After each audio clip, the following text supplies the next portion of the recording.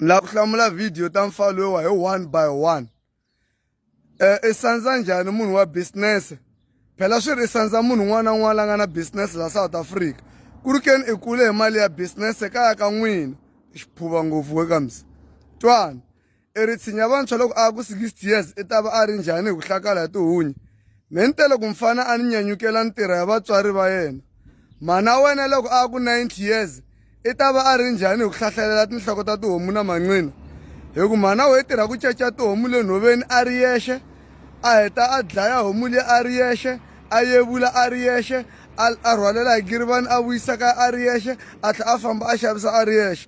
I ta va a ri njhani loko a heta 90 years? Hi tshinya yaloye lo n'wi sungula mfana.